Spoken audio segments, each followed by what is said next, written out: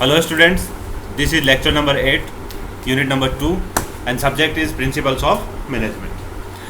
In this lecture we are going to start about the line oblique staff concept and functional authority. So what is the line authority and what is the staff authority or what is functional authority? So if we are going to study about these terms, we have to understand about them clearly. Line authority gives a superior a line of authority over subordinate. That means आपके superiors हैं वो अपने subordinates को किस तरह से manage कर सकते हैं in the form of line of authority, कि आपके अलग अलग एक लाइन होगी, एक सीक्वेंस होगी जिसके अंदर आपके मैनेजर्स होंगे, उनके बाद उनके सबॉर्डिनेट्स होंगे, उनके बाद उनके सबॉर्डिनेट्स होंगे जो उनके लिए वर्क करते हैं. तो उनको वो अपने अथॉरिटी के अकॉर्डिंग, वो अपने पावर के अकॉर्डिंग उनको डिसीजन या अपने एक्सप्लेनेशंस हैं वो एक्सप्लेन कर सकते हैं.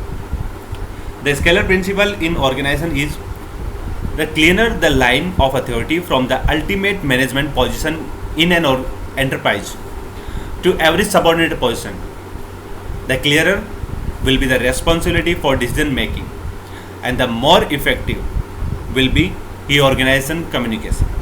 तो दैट मीन्स अगर आपका एक scalar principal that means in the direction of line authority अगर आपकी सही रहेगी, अच्छी रहेगी, तो आपकी जितनी अच्छी अथॉरिटी आपकी क्लियर है, आपकी लाइन अथॉरिटी क्लियर है, दैट मीन्स आपको पता है कि आपको किससे अप्रोच करनी है, आपको अगर कोई डिसीजन लेना है तो कौन आपका डिसीजन ले रहा है और उस डिसीजन को किस तरह से आपको कम्युनिकेट करना है अपने से सबऑर्डिनेट्स में. तो इसके लिए आपका बहुत अच्छा मैसेज हो सकता है, रेस्पॉन्सिबिलिटीज़ हो सकती हैं, आपका सिस्टम हो सकता है, बट उसके लिए इफेक्टिव कब रहेगा? इफेक्टिव होने के लिए आपके ऑर्गेनाइजेशन में प्रॉपर कम्युनिकेशन होना बहुत ज़रूरी है.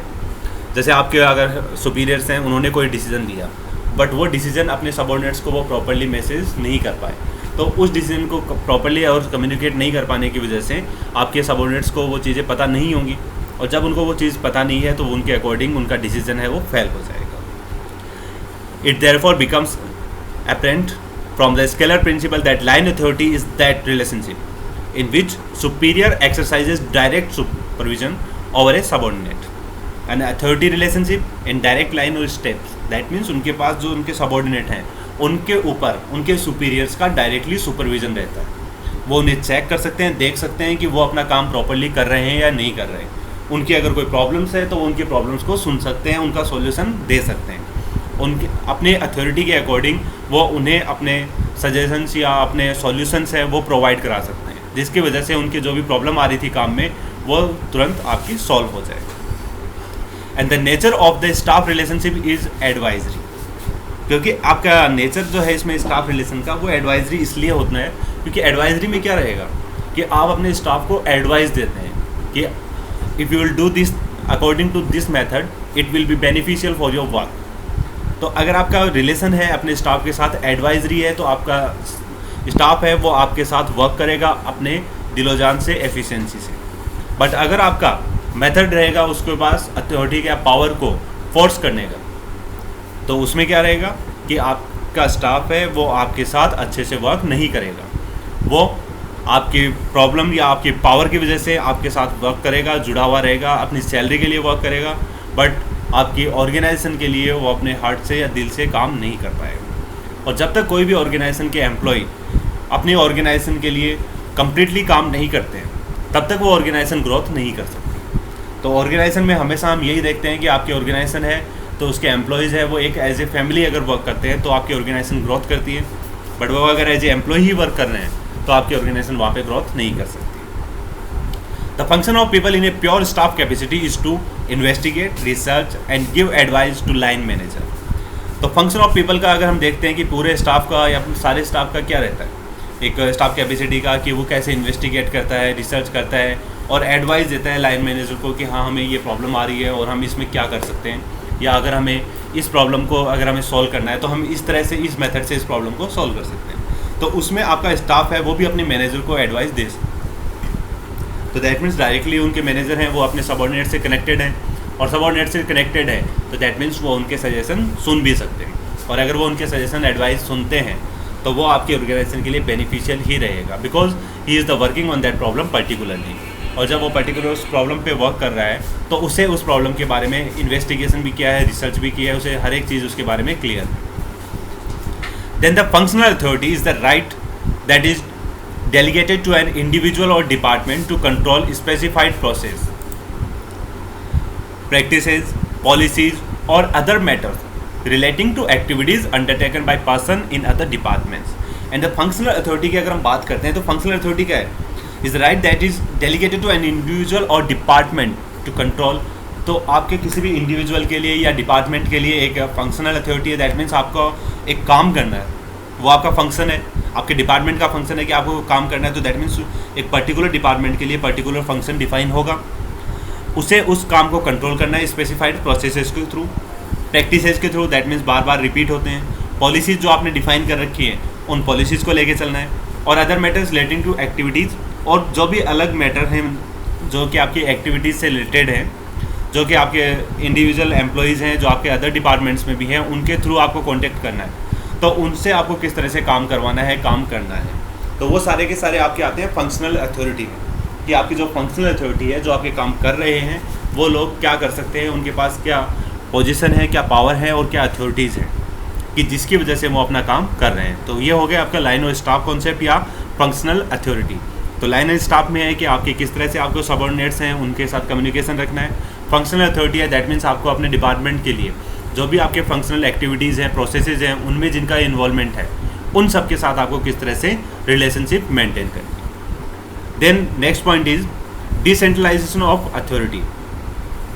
तो डिसेंट्रलाइजेशन अथॉरिटी में हम बात करते हैं द नेचर ऑफ डिसेंट्रलाइजेशन, कि आपका डिसेंट्रलाइजेशन का नेचर क्या रहता है। Decentralization is a tendency to disperse decision making authority in an organization structure. तो दैट मीन्स आपका यहाँ पे क्या है, डिसेंट्रलाइजेशन दैट मीन्स एक टेंडेंसी है जो कि आपकी डिसीजन मेकिंग अथॉरिटी है उसको डिस्पर्स करने की आपकी ऑर्गेनाइजेशन स्ट्रक्चर में। It is fundamental aspect of delegation to the extended that authority is not delegated, it is centralized. तो दैट मीन्स अगर आपकी यहाँ पे अथॉरिटी है वो अगर आपकी डेलीगेटेड नहीं है और आपने दूसरों को पावर नहीं दी है तो that means it is centralize होगी। आपके फंक्शन जो रहेगा, आपके पावर जो रहेगी, आपके ऑर्गेनाइजेशन का स्ट्रक्चर जो रहेगा वो रहेगा आपका centralised.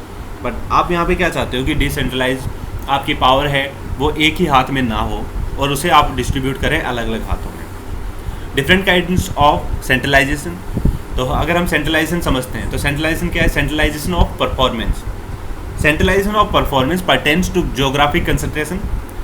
It characterize, for example, a company operating in a single location. तो अगर एक कंपनी आपकी सिंगल लोकेशन के ऊपर वर्क कर रही है तो दैट मीन्स वो आपका क्या है, एक जोग्राफिकल कंस्ट्रक्शन है, जोग्राफिकल कंसंट्रेशन है और उसके अकॉर्डिंग आपका एक ही पॉइंट के ऊपर आपको परफॉर्मेंस दिखानी है। तो वही आपका एक लोकेशन होगी जिस लोकेशन की परफॉर्मेंस आप वहाँ पे कंप्यूट कर सकते हैं। Department centralization refers to concentration of specialized activity generally in one department. For example, maintenance for a whole plant may be carried out by a single department. तो that means अगर आपका पूरा का पूरा डिपार्टमेंट है वो किसी एक डिपार्टमेंट के ऊपर डिपेंड है तो वो डिपार्टमेंट क्या कहलाता है, डिपार्टमेंटल सेंट्रलाइजेशन, कि आपके सारे डिपार्टमेंट्स का एक सेंटर पॉइंट रहेगा और वो है आपका जैसे मेंटेनेंस डिपार्टमेंट, वो आपके हर एक प्लांट का, आपके सारे प्लांट में हर एक पार्ट का सभी का मेंटेनेंस है वही देखता है। Centralization as an aspect of management, and that is the tendency to restrict delegation of decision making. A high degree of authority is held at or near the top by managers in organizational hierarchy. तो that means यहाँ पे आपका क्या है, एक ऐसी tendency है जो कि आपकी रेस्ट्रिक्ट करती है डेलीगेशन ऑफ डिसीजन मेकिंग, कि आपके हायर अथॉरिटीज़ को है, टॉप मैनेजर्स को है ऑर्गेनाइजेशन के अंदर, उनको आप सिर्फ एक पर्टिकुलर पर्सन्स होंगे उन्हीं के पास आपकी पावर रहेगी और उसके अलावा बाकी कोई भी लोग हैं वो अपने डिसीजंस नहीं ले सकते। तो अब अगर ऐसी चीज़ें होती हैं तो उसकी वजह से आपकी डिसेंट्रलाइजेशन के ऊपर क्या इफेक्ट आता है और डिसेंट्रलाइजेशन है तो वहाँ पे हमें क्या बेनिफिट मिल सकता है, तो वो चीज़ हमें समझनी है। तो decentralization as a philosophy and policy, तो ये आपकी अगर फिलोसफी के बारे में बात करते हैं तो that means decentralize implies more than delegation. It reflects a philosophy of organization and management. अगर डिसेंट्रलाइजेशन है कहीं भी आपके ऑर्गेनाइजेशन के अंदर तो ये आपके एक फिलोसफी दिखाता है आपके ऑर्गेनाइजेशन की या मैनेजमेंट की। And it requires a careful selection of which decision to push down in to the organization structure and which to haul near the top, जो कि आपकी ऑर्गेनाइजेशन के अकॉर्डिंग ये दिखाता है, ये पॉलिसी होती है कि आपके ऐसे कौन से डिसीजंस हैं जो आपको सिर्फ टॉप मैनेजमेंट पे लेने या उन्हीं को आपको पता होना चाहिए, और कौन से ऐसे डिसीजंस हैं जो कि आपके टॉप मैनेजमेंट से डाउन मैनेजमेंट तक आपको सर्कुलेट करने। तो ये सारी आपकी फिलोसफी या पॉलिसी में आ जाते हैं। Delegation of authority, authority is delegated when a superior give a subordinate direction discretion to make decisions.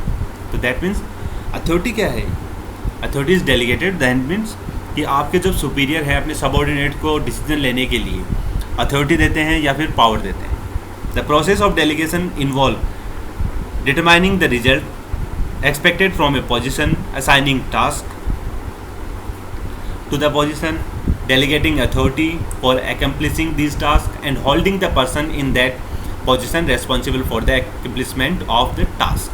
तो दैट मीन्स आपके जो पर्सन हैं जिनको आपने अथॉरिटी दी है वो कैसे वो प्रोसेस को कंप्लीट कर पाता है, अपनी पोजीशन के ऊपर अपना वर्क कर पाता है, और उन अथॉरिटीज़ को अपने पर्टिकुलर टास्क के लिए जो कि उस पर्सन को दी गई है उसे वो प्रॉपर यूज़ कर पा रहा है या अपनी रिस्पॉन्सिबिलिटी के अकॉर्डिंग टास्क को कंप्लीट कर पा रहा है या नहीं कर पा रहा है।